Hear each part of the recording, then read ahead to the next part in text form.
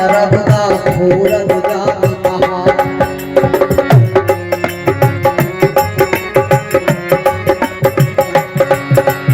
अमरकंठ से निकली नर्मदा पूरन जात पहाड़।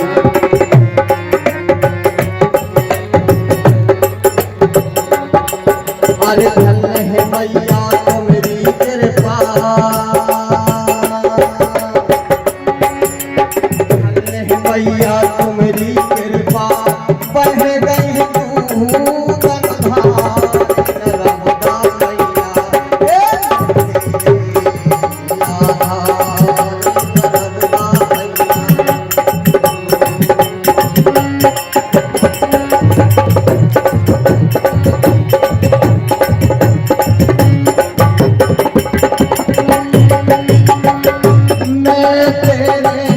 मैया। नर्मदा मैया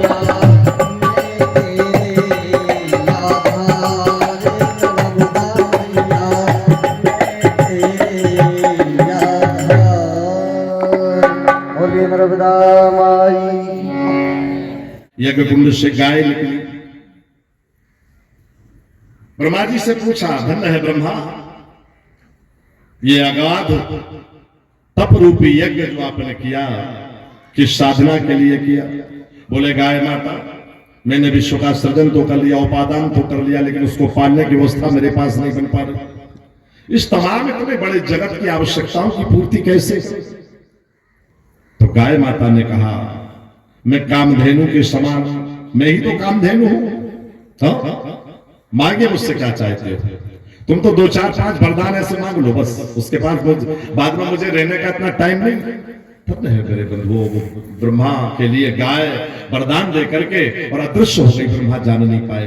तो एक कल्प में ब्रह्मा जी ने संसार को बनाने के बाद पालन में असमर्थ हुए, ब्रह्मा इसकी आवश्यकताओं की पूर्ति करने में असमर्थ हुए, और विश्व को कितने कितने प्रकार से रचूं। और आगे जब ये क्षमता ब्रह्मा को समझ में नहीं आई तो तब करके यज्ञ कुंड से गाय निकली, और गाय ने संसार की व्यवस्थाओं के लिए और संसार को और गतिशील बनाने के लिए आशीर्वाद दिया। तब गाय ब्रह्मा को आशीर्वाद देकर के जब गई, जब संसार का और उपादान करने में और लोगों की सृष्टि रचने में भगवान ब्रह्मा को सफलता मिली। और आज समुद्र मंथन से प्रकट होने वाली ये कामधेनु, इन्होंने विचार किया कि 33 करोड़ देवी देवता नर्मदा के पावन तट में जाकर के सबने तपस्याएं की हैं, सबने सिद्धियों को पाया है, सबने बड़े बड़े वरदान पाए, महादेव को प्रसन्न किया। अब एक कामधेनु मैं अकेली बची।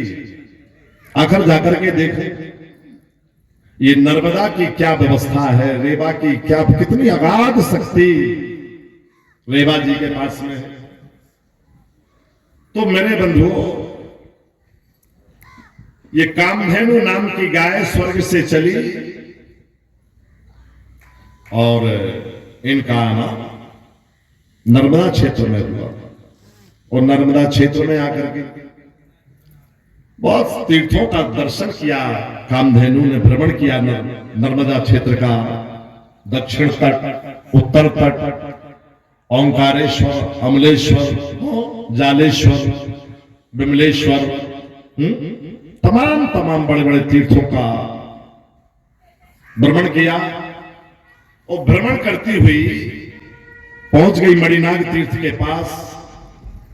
आगे कोई तीर्थ नहीं मिला, तो वहीं रेवा जी को प्रणाम करके स्नान करके त्रिकाल संध्या में और आसन लगा दी। महादेव जी का जप करना प्रारंभ कर दिया।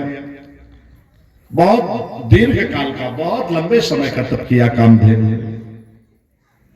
अब स्वर्ग में कामधेनु नहीं, अब जब स्वर्ग में कामधेनु नहीं तो स्वर्ग विचलित सा होने लगा, इंद्र के यहां परेशानी आने लगी। कामधेनु, रामचरितमानस कामधेनु है, रामायण जिसके घर में हो कामधेनु। कल्पवृक्ष, भागवत की कथा, पुराणों की कथा, या ये वेद पुराण जिसके घर में सुख सागर विराजमान हो, भागवत विराजमान हो, भगवत गीता विराजमान हो, रामचरितमानस विराजमान हो, वो साक्षात कामधेनु है। उस घर का रहने वाला नियम संयम से अगर अपनी जीवन शैली को चलाए तो ये कल्प वृक्ष है, इनसे जो मांगोगे वो मिलता रहेगा, बिल्कुल मिलता रहेगा। कामधेनु किसने देखी? पर ये वेद शास्त्र ही तो कामधेनु है। घर में जो तुलसी माता विराजमान है वो ही कामधेनु है, उसका सेवन तो करिए। ग्रस्त जीवन के नियमानुसार आप तुलसी को ही तो मान के देखिए मेरे बंधुओं, तो तुलसी साक्षात कामधेनु। हरिप्रिया, आज भी नेपाल में आप जाओ, पशुपतिनाथ का दर्शन करने दो अपन जाते हैं, वहां गंडकी नाम की नदी जिस कुंड से निकली है, उस कुंड में शालग्राम भगवान ऐसे उठा के ले आओगे तो नहीं बता सकते कि वो असली शालग्राम है, लेकिन असली शालग्राम यदि पाना है तो एक तुलसी की डाल ले लो और उस जल में कुंड में थोड़ा सा डाल दो, तो 50 फुट 100 फुट नीचे के शालग्राम की मूर्ति ऊपर आ जाएगी और वो तुलसी के झाड़ से लिपट जाएगी। वो असली शालग्राम गंडकी के कुंड में नेपाल। कामधेनु किसने देखी? स्वर्ग में रहने वाली शक्ति है, हाँ, जिससे स्वर्ग इंद्र का लोक दिव्य रहता है, उसके आशीर्वाद। ऐसी कामधेनु विशाल तक की कामधेनु भैया ने महादेव वरदान देने आए। अब कामधेनु ने विचार किया मैं तो कामधेनु हूं, मैंने तो तब किया वरदान को आप देंगे, ये तो स्वाभाविक बात है, मैंने मेहनत की है। स्वर्ग के सुखों का त्याग करके, आसन लगा करके, धूप बरसात शीत को सह करके मैंने तब किया। गर्मी में 5 प्रकार की अग्नि जलाती, ये बीच में आसन लगा के तब किया। ठंड के 4 महीने के समय में नर्मदा के पावन इतने जल में खड़े होकर के कामधेनु ने तब किया। और बरसात में, बरसात तो हो ही नहीं, पर वो गीले वस्त्र पहन करके घोर तब किया। इस प्रकार से कालिंदी उसने कामधेनु ने। भगवान शंकर आ गए, वरदान मांगो, वरदान मांगो। कामधेनु ने विचार किया मैं तो कामधेनु हूं, क्या वरदान मांगू? मांग लूंगी वरदान बाद में, लेकिन आज महादेव को दिखा देना चाहिए कि मैं कामधेनु। भगवान शंकर देख रहे, उसी समय कामधेनु के मुखारविंद से बड़े बड़े भगवान शिव की मूर्ति गिरने लगी। मूर्ति गिर रही, जो अपन विराजमान करते ना, वो कामधेनु गाय के मुख से वो शिव मूर्तियां निकल गई। देर लग गया, महादेव देख रहे क्या बात है। बहुत मात्रा में शिवलिंगों को, मूर्तियों को कामधेनु ने अपने मुख से गिराया, गिराती जा रही है। महादेव को कहना पड़ा देवी धन्य है कामधेनु, आज तेरा दर्शन करके, हाँ, तुम्हारा दर्शन करके आज महादेव का जीवन कृतार्थ हो गया। धन्य है कामधेनु से भगवान शंकर के क्या तप किया। हाँ, दुनिया के लोग तो मुझसे वरदान मांग के नर्मदा में तप करके, हाँ, और मेरी मूर्ति कहते एक रूप में यहां विराजमान रहो। अब यहां मुझे विराजमान एक रूप से रहने की आवश्यकता ही नहीं, यहां तो तुमने हजारों हजारों मूर्तियों को प्रकट कर दिया अपने मुखारविंद से।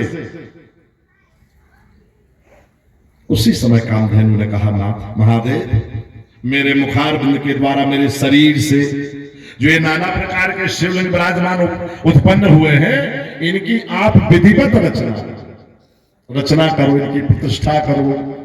और आज से इस तीर्थ में आप इन मूर्तियों के साथ जितनी मूर्तियां हैं इनमें सदैव विद्यमान रहो, और सदैव विद्यमान रह करके आज से इस तीर्थ का नाम गोपालेश्वर तीर्थ होगा। मैं गाय हूं, मैंने इस प्रकार से आपका यजन किया है, इसलिए नाथ आज से यहाँ इस तीर्थ का नाम गोपालेश्वर नाम का तीर्थ होगा।